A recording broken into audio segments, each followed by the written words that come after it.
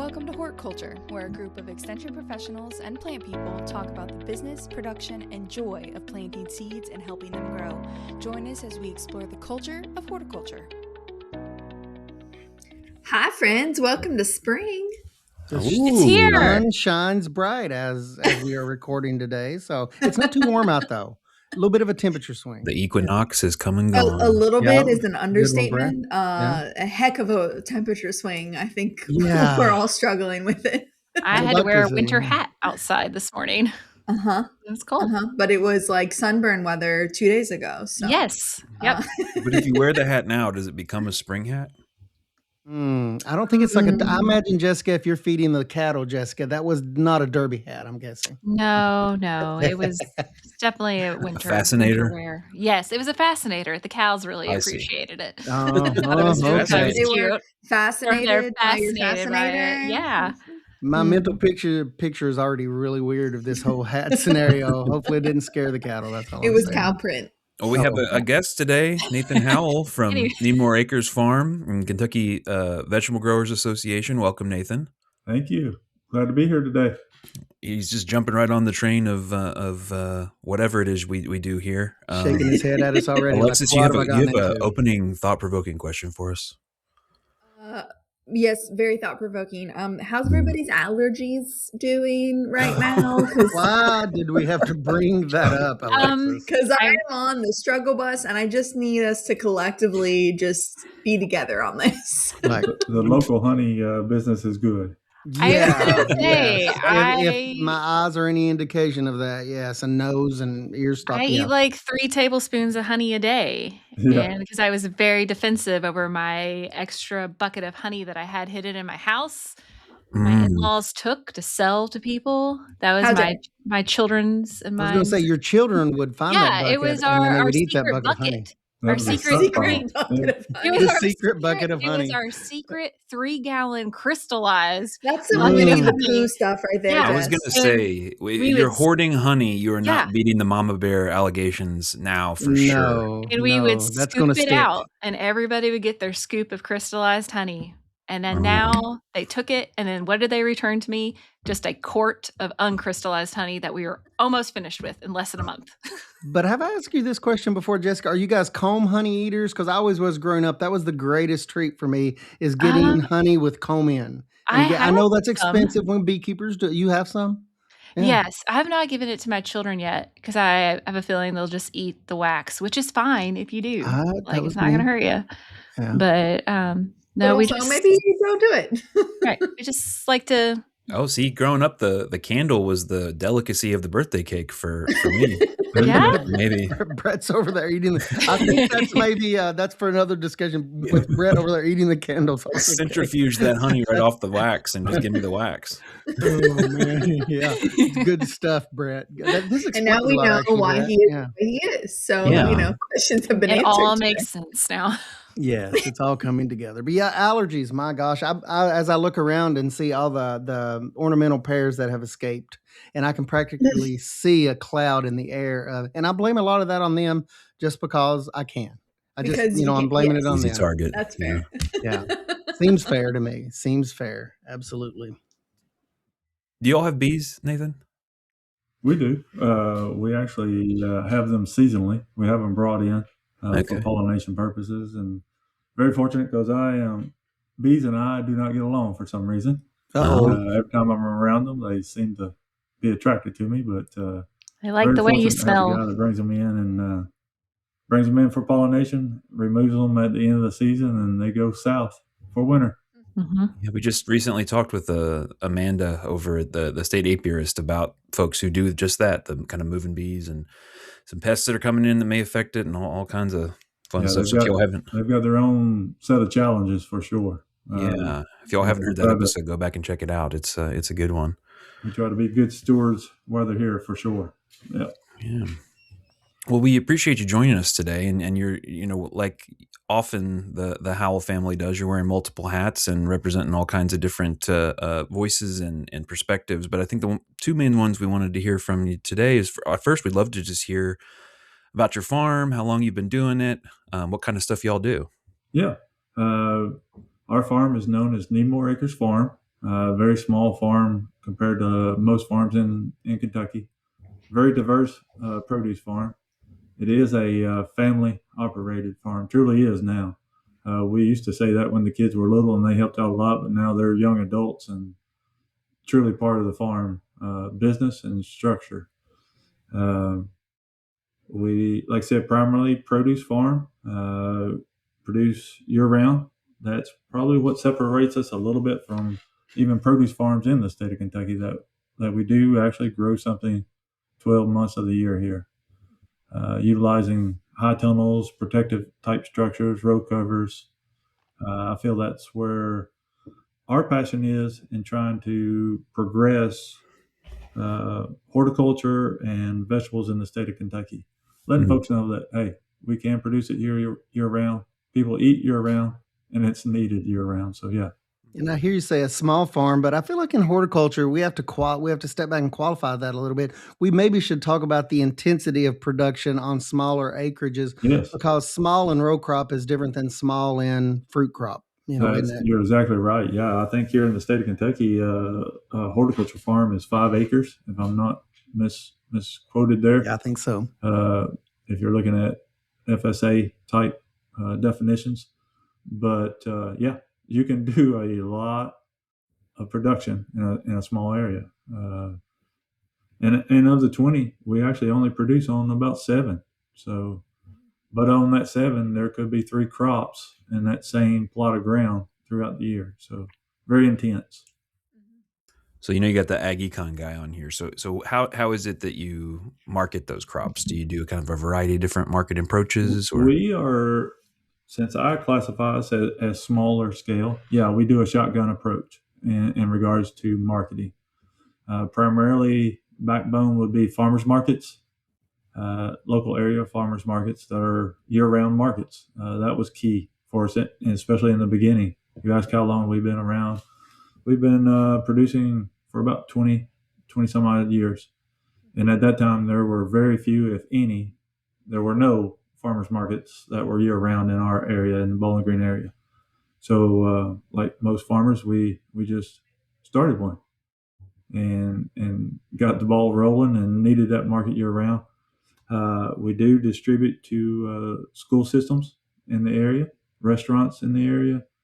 We've really gotten in the last 5 years connected with our local health departments and school systems, doing food boxes, outreach boxes, special needs boxes for shut-ins in the area, elderly folks that might not be able to make it out, and special, actually medically tailored. I know that's the hot topic everybody's going for, but I mean, I guess we were doing it before it was cool or whatever.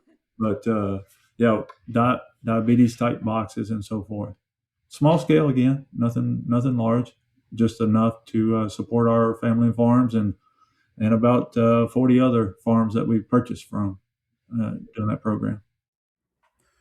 Well, I think like a lot of people who are good at what they do and then also grow to a certain size, and they sort of look around at the state and the region and they think, well, you got to have other people doing this. We kind of want to see a stronger industry, stronger voice for the producers who are doing this kind of thing. You've stepped into, over the course of your career, some leadership roles in organizations and initiatives across the state. I think one of them in particular we want to talk about a little bit today is this Kentucky Vegetable Growers Association. And so we have talked now, I think, to the Christmas Tree Association. Was there another one we talked to as well? Yeah, we did the forestry folks, but that was kind of through the university secondhand. Yeah. So our goal here is to talk to some of these associations. We have really robust, strong support and associations in the state, especially compared to other folks in this region. And so anyway, that's a long story short. Can you tell us a little bit about the VGA and how you got involved, how you've been involved across time? I know we've seen each other at conferences off and on for decades now, I guess. Yeah, I'd love to hear about that. Yeah, those decades go by pretty quick, don't they? They fly by. They fly by real quick. But yes, I initially started or was invited to be on the Kentucky Vegetable Growers Association board about probably 7 years ago. Was very fortunate just last year to be elected president of that board.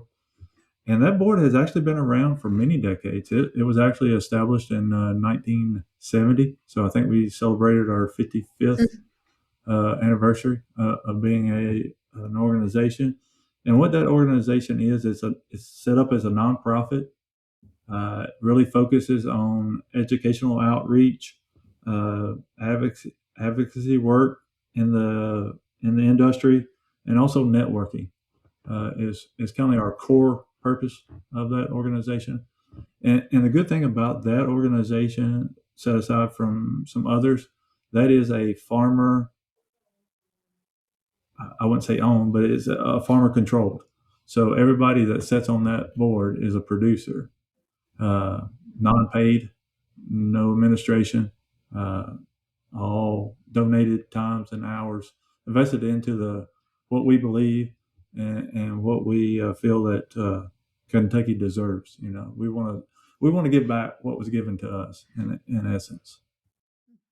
You mentioned, I think earlier when we were talking, it's a kind of a nonprofit, but you guys, um, I mean, you've done a lot. Is there other organizations in surrounding states like this? I've always kind of been kind of There are curious that you some. work with, or Yeah, there are some, and some are larger than others, and some are smaller. yeah, But yeah, those associations are throughout. I know there's Georgia, I believe, has one. Indiana, Illinois, I believe, has a produce association. I didn't know if they had ones exactly like you. You guys are kind of unique, like you said. You've been around since 1970, Yeah, which is pretty awesome. I think that age of ours is probably unique in some point, especially for the state of Kentucky. Yeah. We're not known for produce and vegetable production typically, especially with the history of tobacco that we had in the state. But it is growing, definitely growing. We can all see that. Chicken and the egg thing, which came first, Correct, yeah. the Right. Vegetable Growers Association, or like the Fruit and Vegetable Conference? I know that's a big thing that they've been just integral. I mean, I never thought about the history of that, but did one start the other, or how did that work together way back in the day? I do not know how it initially started, but I do know the Kentucky Vegetable Growers Association is older than the Fruit and Vegetable Conference itself. I do know Yeah. that. Yeah. I wasn't even for sure. I never thought about it in those terms before, but yeah. Yeah. Okay. And the way we're associated with the Fruit and Vegetable Conference, which is an annual gathering of all produce and fruit growers, and luckily now cut flowers, and a lot of organizations are coming on board to be part of that conference. But we are a co-host of that conference, so we co-host that with the fruit growers every other year. And man, I have been blessed to learn how many people it takes to make that conference possible. When I say Kentucky vegetable growers are co-hosts, we're a small part of that. You're talking about universities. You're talking about Department of Ag. It's amazing how many people come together to actually make that happen. It's the first conference I can even recall. I've been extension for, as Brett says, quite a few decades, but that is one of the very first meetings. I think I came in December, and then it was the following year. That's when it was in Lexington at was it the Holiday Inn, Holodome? I forget which, because I remember I'd go to a session, play basketball in the Holodome, and then go back to sessions. But, it was one of the first meetings I went to in extension. I thought, wow, this is pretty comprehensive. And I thought that just all meetings and conferences were like that, but not exactly. That was kind of a premier, and still is a premier sort of annual conference that I know that I have local producers that, and myself, we just look forward to. It's pretty, and it's grown more comprehensive, as you said, over time. It was, focused on fruits and vegetables, but it's branched out into other things. And it's pretty cool to watch that evolve over time. It's getting a little bit more professional, isn't it? Yeah. It's always been very informative and fun. It's always been great. And it still covers. That's something I would really like to point out today. Our programming hopefully covers anybody from the backyard garden warrior to a commercial full-scale grower. and everything in between. That's what our organization really strives to do. As we mentioned, the vegetable industry in the state of Kentucky is so diverse, not in size, but in spectrum of production, items that they're producing. So yeah, we actually try to cover or help assist cover all those topics. Yeah. I think it really shows up in your participants too. And something I've just noticed over, throughout the years is it's one of the conferences that I go to that the age spectrum covers everything from Yeah. 15-year-olds all Yep. the way up through to the Yep. opposite end of the spectrum, whatever the ceiling is there. And not only that, but just some operators that I'd run into there that are very passionate and they grow in containers. Or some may be larger. They may have 20-acre fields, but it's so cool when I go there to see the breadth of like growers and people that are interested in the industry and growing things. Pretty cool. Yeah, and I think that's key too as we move forward. As I talk to other universities, other individuals outside of the state of Kentucky, that is very unique, and I think we take it for granted. Yeah, it's always been a cool aspect of that conference, and I just love the crowd. I love for lack of a better word, I love the vibe of it. Yeah, It's and pretty I cool. think that it is broad spectrum, but it is specific in its own ways and It is. what it Absolutely. reaches. Oh, yeah. So we're not trying to cover turf, and we're not trying to cover all the other aspects of horticulture. We're trying to keep it targeted on those productions of primarily fruit and vegetable and cut Yeah. flowers and Yeah. viticulture and so forth. But I think that target specific has allowed that conference to grow, and we're hearing that from folks outside of the state of Kentucky too, that even compared to their own conferences, for example, just spoke the other day from folks from Tennessee in their Pick 10 conference. And they were comparing the two. Both of them have great aspects, and both of them probably have areas that they need to improve. But their target thing they were letting me know was they really enjoyed how specific ours was, and how much leaving the conference they felt they gained. They didn't have that emptiness. They knew what they were coming for, and they got it, and they were able to take that back home. All the support materials, Yeah, and we it's were amazing. lucky Yeah. to be able to go out to Very dinner with cool. some of the Tennessee folks and just hearing kind of, because I had the opportunity. I left from Bowling Green and went down to Nashville to speak at the Pick Tennessee conference, and I was struck too by the difference there, where the Pick Tennessee, it's sort of like our Kentucky Proud, and so it's like all of these products. It's value added, it's meat, it's vegetables, and there's something cool about that, because you get 1,000 people or 1,200 people or whatever show up, but the specificity and the targetedness, both for the information that's put out, but also for you mentioned the networking component of the Fruit and or the Vegetable Growers Association. I think those conferences, when you have that slightly narrower focus, it allows for people to connect in those interest areas a little bit more easily, rather than running into a hort person every 10th person you see at a conference. It's like everybody here is a crazy plant person, and we all love it. You know what you're meeting. Yeah, That's right. That's right. Well, I think the conference stuff is one piece for sure of how we think about these organizations and when we see them, and definitely been a demarcator every January for me for the last number of years. But there's a bunch of other stuff that the Vegetable Growers Association has been working on too, independent of that. And you mentioned tobacco, and for those who know me, this won't be a long-winded thing, but there's this thing you have to understand in Kentucky, that when the tobacco master settlement agreement happened, there was this money that came to the state. The state decided a significant portion of that funding was going to go toward agriculture. But then you have to decide what you're going to do with it. So some portion goes to the states through a thing we're going to call CAPE here in a minute, County Ag Improvement Program. And then the rest of it kind of goes through this board. So if you're this Ag Development Board. So if you're not familiar with those things, if we say Ag Development Board, we're talking about money that came to the state of Kentucky from that agreement and then had to be allocated. And I think one of the things you mentioned that the vegetable growers have been working on a little bit is making some adjustments or restorations maybe to how some of those funds are allocated for produce growers. This is an example of a benefit for those interested in joining VGA. Like if you're joining them, these are folks fighting for this kind of stuff. Can you tell us about that? Yeah. One thing that it was actually brought up from one of our members that was at their county meeting, as you mentioned. These CAPE monies are allocated per county, and they were at their meeting and they noticed that. Well, back up a little bit.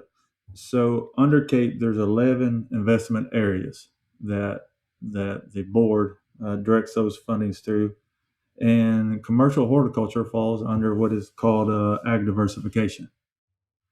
So that would be under ag diversification falls the commercial horticulture that people can apply for within their county. So if they want to say a plastic lane machine or greenhouse structure, that's what they would apply under. So this individual brought it to our attention that under that commercial horticulture production practice, there is eligible cost share items that individuals can apply for, and there's a percentage. And a lot of those under that in 2025 had gotten reduced drastically, all the way down to the 25% level. Basically, it's usually 50% match is what most of those eligible items fall under. And some of them, if the board wants you or it wants to encourage the producer to invest in those, they might bump it up to 75. But a lot of the commercial horticulture ones had gotten bumped down to 25. So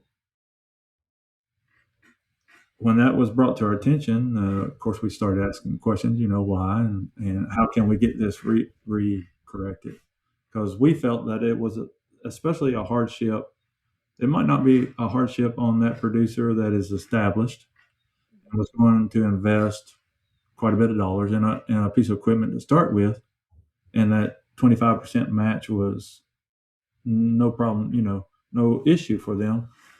But the issue for me, it wasn't that many decades, we're talking about decades ago, when I needed that investment. I needed that 50% match, and I needed the Ag Development Board to allow me to use my plant production costs. So that was one, for example, that really hit me at home because I utilized it a lot. I, I Most producers are going to have their cost of plants, in some form, whether transplants, seed, etc. They're going to have that initial cost, but that had been cut back to 25%. So I lost 25% of what I could match, if that makes sense. So if I was going to buy a piece of equipment that cost $1,000, I lost $250 that I could match with that right off the top. And as a small producer getting started, I can tell you, I can remember that was important to me, Yeah, and it really sure. helped me. So we fought to get those. We didn't fight. It wasn't a fight. We just Educational Advocated process. for. Yeah. Advocated. Yeah, there you go. Yeah, we suggested that we would like to see them go back to their original 50% at least, and encourage that 75% match on some of the larger items maybe the board wanted producers to invest in, for example, coolers and things of that nature, but not to penalize the small beginning producer that's trying to get started that needs that match of plants and seeds and so forth. That was highly received by the board, by the Kentucky Ag Development Fund Board, and got to talk to a lot of them personally about it and how it impacted the industry. And with the help of the Kentucky Hort Council, we were able to get that in front of them and got that reversed. So yeah, felt very blessed to be able to do that, especially for the smaller growers in the state. Yeah. I was going to say even well, not before you started farming, but I know you worked a lot professionally when you were working outside of the farm. You worked on that. So you have a really interesting history of working with producers at the very beginning of the master settlement and this drive in Kentucky that at the time there's so much tobacco in the state, and it made the state agriculture look a certain way. It made small farms in Kentucky look a certain way, but you were part of that process of bringing the idea of diversification and going into other areas in the state, weren't you? You worked a lot in there years ago. Yes. Yeah. I initially got, I guess I got my feet wet in the vegetable production industry with my first position out of college. Actually, I was one of the initial what they call the extension associates at that time, and our job was to be kind of a liaison between the specialists at the university at that time and the county agents, and helping in this new industry that was trying to get developed, helping tobacco producers at that time transition into smaller and larger scale commercial vegetable production. Yeah. Primarily around, at that time, it was around co-ops that were strategically planted throughout the state. And I was stationed in the old Mammoth Cave region there around Green River Produce. But yeah, again, trying to help those farmers transition and make that adjustment. And it was a learning curve. Yeah. For me, For you or for them, I was going to say the both. industry Or as a yeah. whole. Yeah. Yeah. And to look back at where we have come from in the last 25 years, I mean, there's been so many great organizations that have come along. Some of those, majority of those co-ops aren't there anymore, but that's not to say those producers and the next generation, actually by now, of producers, I can fully say that's where I came from. So I was in that position for 12 years, decided to step back and try to practice what I was trying to teach and try to be a model outside the educational realm of it, and be a living model of it is what we were trying to do at that time. Plus raise my family, on a farm too. I'm sure that was a big step. Yeah. It was scary, but yeah. Yeah. We've been blessed many, many times over. Yeah. Yeah. So I talked to a lot of people at Fruit and Vegetable Conference that has, a story that echoes a little bit of that, to where they're trying to figure out, they're a small grower and they've had good successes, and they're, just wrangling in their mind with what do they do to take that next step. And it seems like that conference is so perfect for people like that, because, they can go to the different sessions and talk with people like yourself, if they're lucky to get a hold of someone like you that, maybe can provide some insight. That And I next think step another kind thing of stuff. about the conference too, that we've talked about the production side of it, but man, those support things a producer needs beyond just production can be found at that conference too. Anything from economics to mental support to physical, everything in between. So yeah, it takes it all. It really does. Really a neat conference. Great history there. Really good history. You mentioned Nathan, how would you go ahead, Jessica? No, you go. I was just going to say, you mentioned some of the things about benefits of how the Kentucky Vegetable Growers Association, what they can do.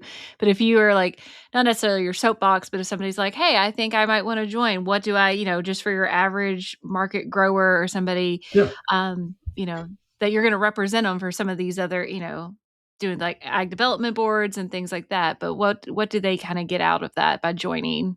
Yeah, The some things association. outside of just the support. One thing that we've just signed on to, we've actually partnered, and I want to make sure I get it right here for you. So I've got some cheat notes here. We just partnered with the American Income Life Insurance Company. So if you become a member of the Kentucky Vegetable Growers, and unfortunately, we are working on this, but unfortunately,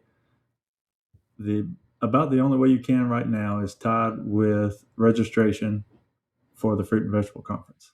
So those two things are kind of tied together, and that's where we get our membership. Unfortunately, we're working in the process of where we can do that any time of the year. If you want to become a member today, you should be able to become a member today, right? Without any loopholes. But yeah, we're working on that. But benefits, say you signed up and are a member today, you have actually once you sign on, no questions asked, you get a $2,500 accidental death and dismemberment benefit, and that's to any member. So, for example, my wife is a member, I'm a member, and two of my kids are members of the association. So we all have that benefit and you individually get to sign on your beneficiary of that from day one. So that is a given. Then this American Income will reach out to our membership with a postcard, and you're not going to get drilled every day with it, but one time a year you'll get a postcard. If you respond back to that postcard, they will reach out with uh, they have, I call them life assistance kits is what they are. I mean, I need to be doing this one and I'm going to try to take advantage of it. They have a will kit, so they can help. You know, I tell you, when I became a farmer, I joined the farmer club. It's one of the things we probably least think about as farmers, because there's always tomorrow to do it, right? And there might not be tomorrow. So that's one thing that I'm excited about. There's a will kit that they can actually not just give you, they have assistance and guide you along with it. One benefit that actually has been used by members in the past is a health service discount program, and that has discounts everything from dental to chiropractic care, vision care. It even has a pet pharmacy care discounts that we can use. So yeah, and another part of that particular program is a child safety kit and elderly safety kit. I was talking with a representative. So it is kind of a do-at-home kind of kit where you take the fingerprints of your kid or elderly member of the family and photos, and you have that, if you need it. And hopefully we never need that, but something that is offered by them. Yeah. So just a few of the small outside the norm of what you would consider think of a membership of Kentucky Vegetable Growers being. Yeah. That's so cool. And how much does it cost to join? It is $40 for membership fee, $80 to attend the conference, and $100 if you're like me and pay late. So it is so the cheapest, $40 to join the association, and cheapest membership that you could possibly get. That's amazing. We try. I mean, that is absolutely amazing. And I have sat on the board long enough to know that when we say nonprofit, we try to be a nonprofit, right? We try to get it as, and that is grateful help from the Kentucky Hort Council, because they are actually the ones that would pay a percentage to manage the conference. In essence, is the way it works. So at a 15% cut of sales and income, they manage the conference for the Kentucky vegetable growers and the fruit growers.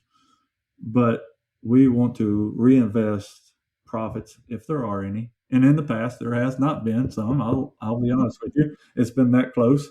But this year we were very fortunate and were able to have a good income supply from the conference. And we're going to try to definitely reinvest that back into keynote speakers, guest speakers, anything that we can do to make that conference a success for the participant. Well, I think one of the benefits too that we've talked about it, and it's one of the things that I think people throw up as a general, this is why you should join an association, is because it allows for the organization of voices into a centralized voice. And I think sometimes organizations say that, and really nobody has time, so it doesn't end up happening. But I think in combination with what you're talking about with the CAPE conversation. Another example of that, I think, that's really a high value proposition for having an organized voice and being able to participate in an organization that can then go and speak not just for one person, but for lots of folks, is some of this conversation you've been having with the Hort Council and Farm Bureau, I think, to talk about some sales tax issues with protected ag. What can you talk a little bit about? This is just another example of it's not life insurance, but it's a huge benefit to have people who can speak about this stuff and push for these things. Yeah, I'm looking at my note for the exact bill that I can't recall, but the issue that you're referring to actually was brought up by another member. So that's how, we're a grassroots organization, right? So we have a member in the community that has an issue. They address it with us, and we try to resolve it or address it the best we can. So this individual was purchasing some greenhouse supplies. And in the past, most greenhouse supplies, plastic, frames, fans, things of that nature that would go with protective ag, for horticultural purposes, whether it be cut flowers, vegetable production inside a tunnel, etc., have usually been sales tax exempt in past, and county has fallen under a, I guess, better lack of term, a gray area within that section of the bill. But vendors over, especially in Western Kentucky, that are larger suppliers of these types of industrial needs were issued from the Kentucky Revenue Department letters stating that it was mandatory that as of August of last year, they started initiating sales tax again on those greenhouse supplies. So that gray area got black and white real quick. Mm-hmm. So what we're trying to do, we're trying to work with folks at Kentucky Farm Bureau, the Kentucky Hort Council, local legislators,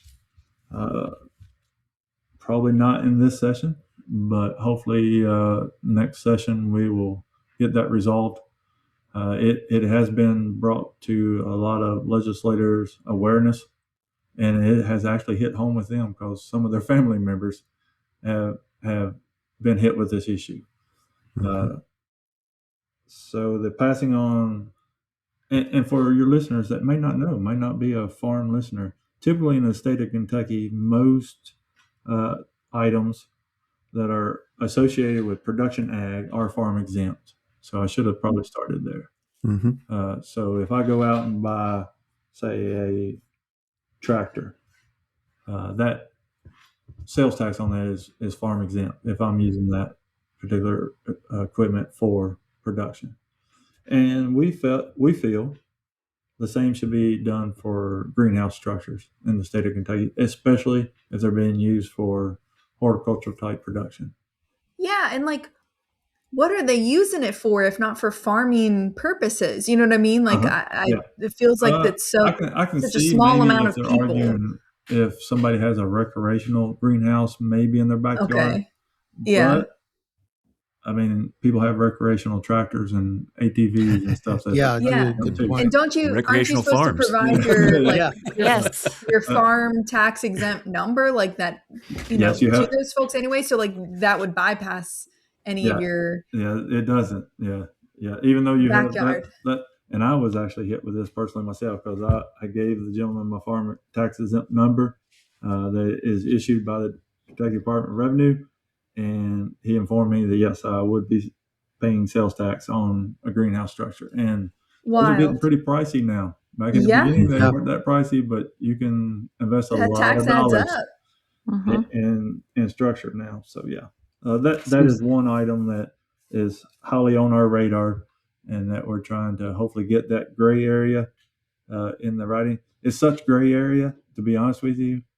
It reads like if I had chickens in that structure, it would be tax exempt. Oh. So wow. So I might just turn some chickens loose in there. Like plants that feed people. It's not like they eat insects. There you go. This is such an interesting moment for this to happen too, because we were pulling some statistics. We had our 25th anniversary with the Center for Crop Diversification last year, and we were pulling some statistics about how things have changed and just. That we estimated that the acreage under plastic, the acreage in high tunnels and greenhouses is 27 times what it was 20 years ago in Kentucky. Oh. Yes. That it's hundreds and hundreds of acres under plastic, which we talked about how horticulture operations, a small acreage can mean big labor. Talk about even more intense, acreage is under plastic and trying to. So the idea that. Yeah, that's kind of a wild timing for that with all the NRCS high tunnels that have gone up.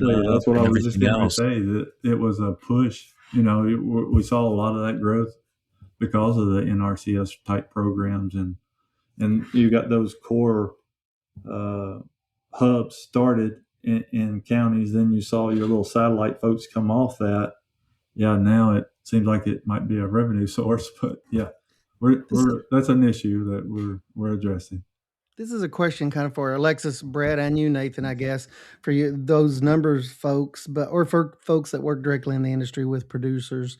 I mean, how accurately does the published numbers on federal and state levels? I know, Brett, you guys have done work with this, but I go to conferences. I see all the excitement. I see all the acres represented there. Mm-hmm. And then I look at sometimes of the numbers and they seem like they don't match up, like they may be a little low, the official numbers. I mean, can any of you guys speak to that a little bit? I just have this feeling that there's a lot going on that's not always reflected.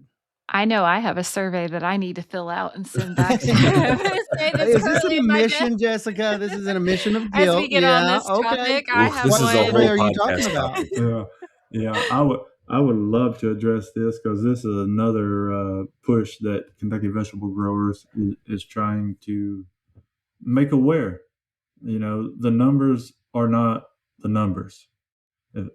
So, for example, I was in a meeting the other day and we looked at some in our FSA office, Farm Service Agency numbers, where crop acreage is reported, and I think the state of Kentucky has total maybe 1 acre of carrot production, and that's right here in my backyard, guys. You know, yeah. Right here in this window back here is that much carrots, and if you look at the stats, it looks like the state of Kentucky only produces watermelon and pumpkins, and we have so much more to offer than that. And the key to it that I want listeners to understand, and I understand, is it's not fun going into the Farm Service Agency and reporting your 1/10 of an acre of carrots or your 1/10 of an acre of radish. And you're thinking it's not that important, but it really is. Because when you add that across the state of Kentucky, it's very important. Those numbers can drastically increase from what they are. And the key to that is when federal programming looks at the state of Kentucky and there's X amount of vegetables there, it doesn't look like we're a vegetable state, and we are now. We just, we talked about that transition from tobacco to vegetable production, and we are. But the only way we're going to get those federal dollars trickled down to us is if they can actually see what we are. They can't guess and assume what we are or take our word for it, to be honest with you. It has to be reported. And for the listeners, it's not really that hard. It is a little time consuming, but reach out to your farm service agency. That would be where you initially start. If you do not have a farm number, they can issue a farm number. And again, that's 5 acres if you're talking about horticulture. So if you have 5 acres and want to report what you're doing, you can. The deadline on a lot of reporting for those crops is July the 15th of each year. And you guys know as well as I know, and as well as the listeners know, a lot of times we're planting stuff way past that. We're planting August, September, the rest of the month. We plant something every month of the year. But you have 15 days after that plant date to report that. So if you plant something after July the 15th, you have 15 days to report that. So what you simply need the crop, you need the number of acreage, and as I said, I don't have an acre hardly of any one crop, but you add them all together, there's quite a few, and you add that 3 times in the year, that's even more. So if you had trouble converting that small square footage into acreage, folks at the FSA office would be glad to help you. They help me all the time do it, even on some areas. They will provide you with a map of your farm. You just have to notarize where each crop is, and also whether you use irrigation practices. And those are the basic things that you need.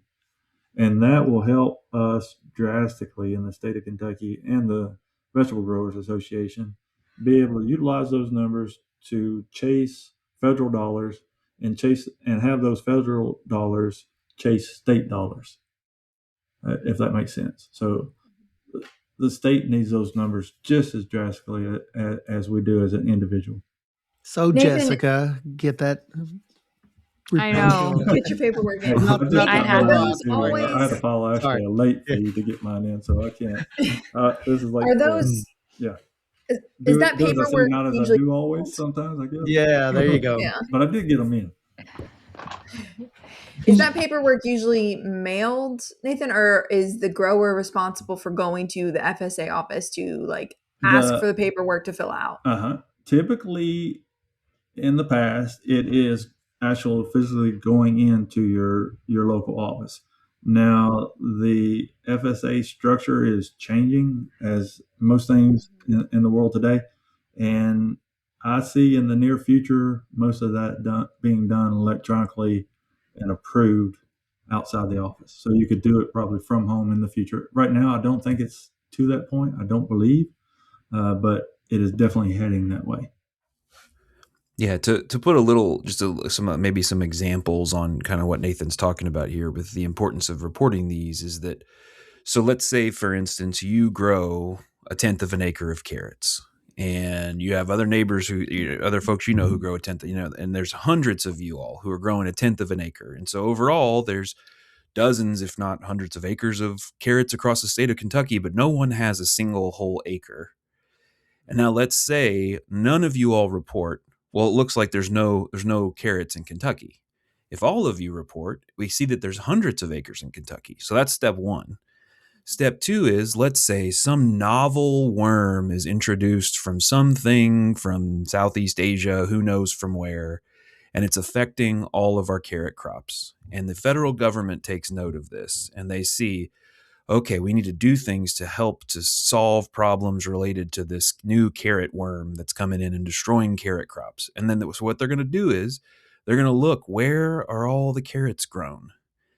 And then they're going to allocate money to support eradication efforts, research efforts, discovery, et cetera, based on where those things are. And so if we look like we don't have any carrots, they're not going to send any money our way. The Specialty Crop Block Grant, which is a program that lots of producers have used, universities have used, the growers associations have used, they are literally divvied up according to how much specialty crop production you have on paper, according to the federal government. Yes. And so you can imagine the state of California's amount of money that they get for Specialty Crop Block Grant is a lot bigger than the state of Kentucky, but the portion of the pie that we're getting could be even bigger. And so this is not, just straight up, federal bureaucratic money that's, paid to some administrator somewhere. It's money that's actually coming to do really important work, either by producers or by university folks or by nonprofit folks. And so that's the type of thing, because it's these big complex systems, and the only way to explain to them how important you are is to sort of speak a little bit in their terms. And so I think the reporting of the FSA stuff that's the mechanism that we have for saying, hey, we're here, and we need support. I think, the other piece, and I would say, like for instance, the corn growers or the soybean growers, they don't necessarily have this problem.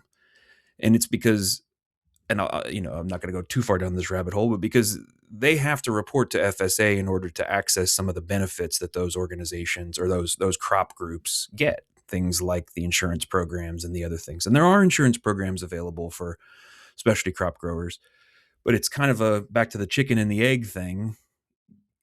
We don't necessarily have great programs if we don't say that we're here. And if we don't say that we're here, we're never going to get good programs. And so it's this kind of back and forth. And unfortunately or fortunately, the simplest thing you can do is go and report that information, which is exactly what, especially in a state like Kentucky, where we aren't going to have a single person growing 800 acres of tomatoes. We need to really stick together in both in the advocacy work that you're talking about, but also in terms of the showing that we're here and showing up together in the really boring way of reporting to an FSA office. Yeah, and if you think about it, not too many years ago, that's truly what tobacco was. Mm-hmm. There were very few folks when I grew tobacco. If you grew 5 acres of tobacco in my region, which was the Burley heart of Kentucky at that time, you were a big, humongous grower, right? Yeah. I grew up raising 2 acres, and I leased some tobacco in from my grandparents. But you're talking small scale production. But when you looked at those numbers across the state, Kentucky was barley tobacco producing state, so it's such a much better scale. We can get there with some produce, I believe. It's interesting. You talk to row crop, soybean and corn farmers. Even back in the day, barley acreage was small because you're not talking about 1,000-acre field. You're not talking about a 500-acre field. In barley, you were, depending on which area of the state, 5-10 acres. That was huge. But then if you were a tobacco farmer thinking about going into vegetables, you're talking about a much smaller scale than that. So I've always thought it was an issue of scale and conspicuancy. Mm-hmm. If you can't see just a big block of it, or if you come from a certain background, like row crop background or tobacco farming, you think in terms of acres, and we talked about that earlier. It's just more about the intensity of production rather than the scale. So say it loud and proud if you have a 1/10 of an acre of carrots, folks. Yeah. Sign up and make that known, because vegetable production is a different game on a different scale. And the revenue generated on small scales, points to that fact too. So, make your numbers count. I'm not going to get us too off topic here, Nathan, but mostly I want to lend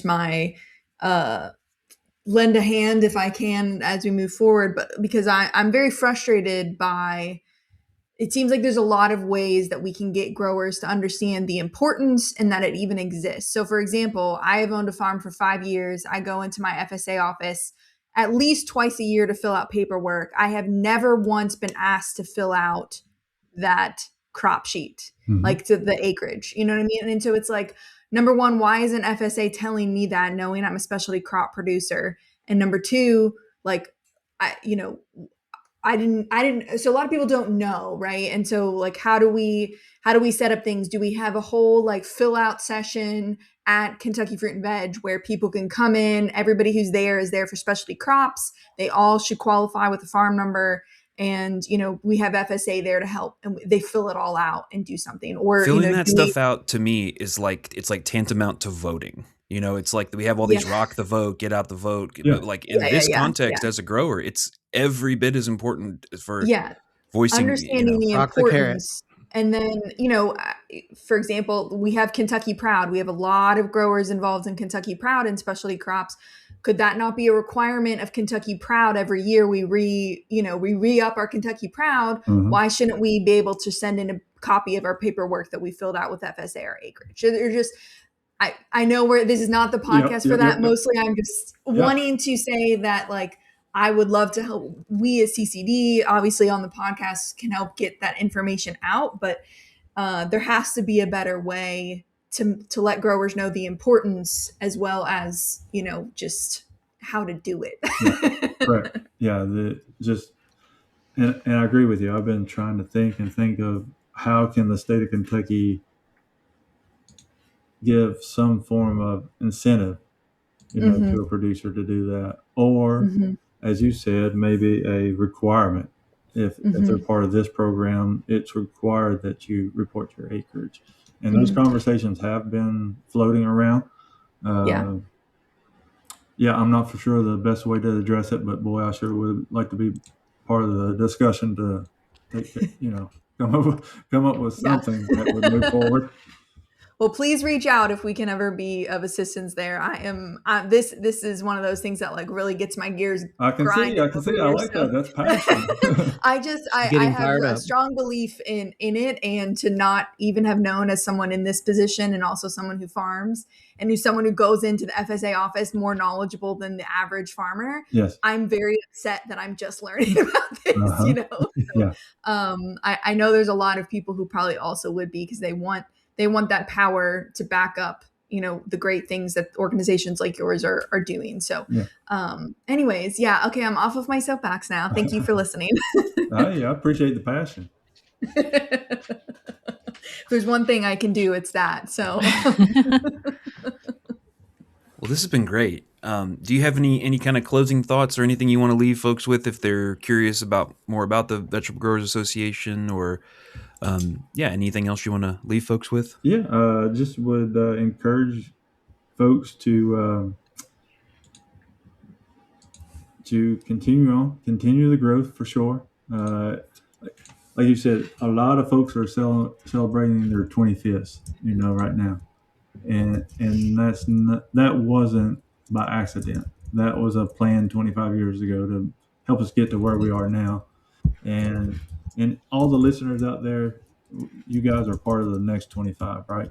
And we can only do it together and moving forward. I would encourage you, if you can, the Fruit and Vegetable Conference will be at the Sloan Convention Center again in Bowling Green. Mid-January dates. I don't have them exactly. I apologize, but usually around that January 11th time frame. Would love to see everybody out to that. And if you do need assistance for some reason, maybe you can't afford it or can't make it, reach out to us. We'll get you there. We've got scholarships. We've got hopefully help with some transportation. I know some folks are Bowling Green's not the easiest to get to for some people, but yeah, we'll try to help you out the best way we can. I would echo as a session planner and speaker from last year. If you have ideas that you want to see at that conference, you can reach out to the horticulture team. You can reach out to Nathan, and that'll be again January 10, 11, and 12 in Bowling Green, Kentucky. Already looking forward to it. Yeah, he'll be here before you know it. I know Yeah. it will. Well, thank you so much, Nathan. Alexis, you want to take us out? Sure. Yes. Thank you all for being with us today. We hope you've enjoyed it. If you have questions, please feel free to, you can reach out to us on the podcast. You can reach out to the Kentucky Vegetable Growers Association or the Kentucky Horticulture Council. If you've got just general questions, if you've got FSA questions, walk into your FSA office and ask them direct questions. Say, I want to fill out my acreage. Demand the paperwork. I'm sure they're happy to give that to you. But you can also follow us on social media at Horticulture Podcast, and we'll post some resources up there for you guys and some stuff in the show notes. So yeah, reach out if you've got anything. And we are glad you were here with us today, and we hope you keep listening. Have a great one.